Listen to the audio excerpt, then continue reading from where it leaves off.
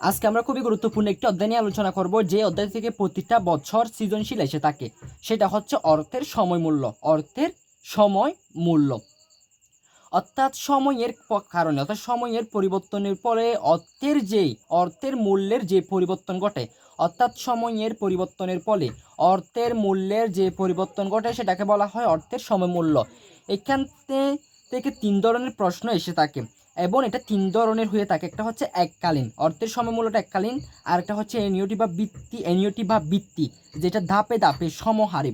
আর একটা হচ্ছে মিশ্র প্রবাহ, ধাপে ধাপে ভিন্ন হারে।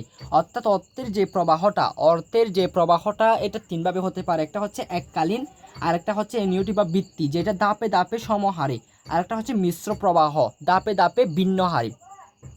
এককালীনের কতগুলো সূত্র রয়েছে, যেমন এখানে আমাদের দুইটা জিনিস নির্ণয় করতে হয়। একটা হচ্ছে পিবি প্রেজেন্ট ভ্যালু, আর একটা হচ্ছে FV future value. PV present value, FV future value. ভবিষ্যৎ মূল্য হচ্ছে FV. FV equal to PV, অর্থাৎ present value, PV present value into 1 + i। I হচ্ছে সুদের হার। উপরে হচ্ছে আমাদের এনটা হচ্ছে আমাদের পাওয়ার। এইভাবে এককালীনের ভবিষ্যৎ মূল্য নির্ণয় করা হয়ে থাকে। তাহলে সূত্র হচ্ছে FB equal to PB. FB equal to PB 1 + i power n। I হচ্ছে এখানে সুদের হার।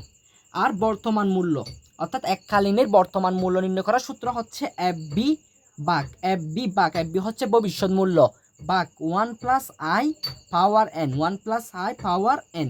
এখানে আই হচ্ছে সুদের হার। এটাকে আর দ্বারাও প্রকাশ করা হয়ে থাকে। এন হচ্ছে আমাদের সময়। এরপর হচ্ছে আমাদের এনিওটি, অর্থাৎ ধাপে ধাপে সমহারে।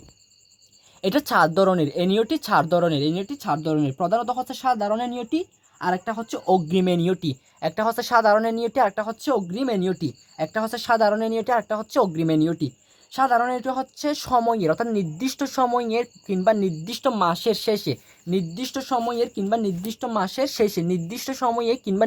মাসের শেষে, যেটা ঘটে সেটা হচ্ছে সাধারণ এনিওটি।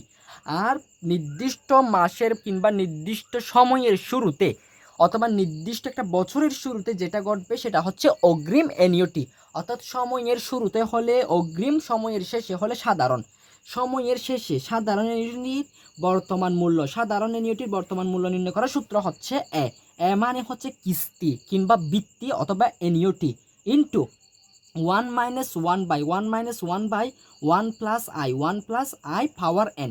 1 - 1 বাই 1 + i পাওয়ার n ভাগ i হচ্ছে সুদের হার। সাধারণ এনিওটির ভবিষ্যৎ মূল্য নির্ণয় করার সূত্র হচ্ছে ইন্টু, অর্থাৎ বৃত্তি বা কিস্তি, into 1 + i power n minus 1 ভাগ i।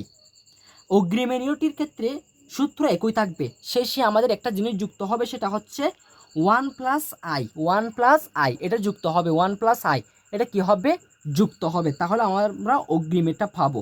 তাহলে সাধারণের শেষে যদি 1 + i আমরা যদি গুণ করি, তাহলে আমরা কি পাবো? অগ্রিমেরটা পাবো। এরপর হচ্ছে আমাদের মিশ্র প্রবাহ। এটাও দুই ধরনের, একটা হচ্ছে শুরু আর একটা হচ্ছে শেষ। শুরুরটা কীরকম? শুরুর বর্তমান মূল্য নির্ণয় করার সূত্র হচ্ছে FB0 ভাগ 1 + i, i হচ্ছে সুদের হার, যোগ FB2 1 + i পাওয়ার n, যোগ FBn, অর্থাৎ nতম বছর বা nতম সময়, ভাগ 1 + i n-1। আচ্ছা, শেষে যদি মিশ্র প্রবাহ যদি শেষে হয়, সেটার বর্তমান মূল্য নির্ণয় করার সূত্র হচ্ছে FB1 ভাগ FB1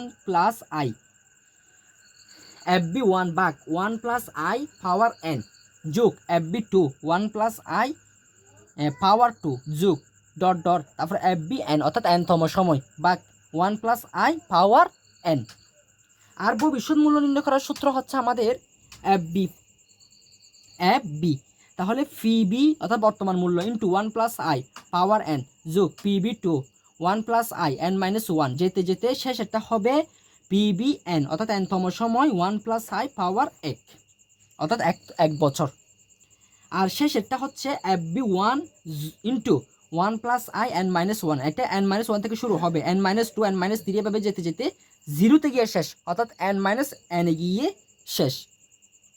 আরেকটা জিনিস হচ্ছে আমাদের প্রকৃত সুদের হার নির্ণয় করার সূত্র, অর্থাৎ effective interest rate EIR equal to 1 plus I বাক এম।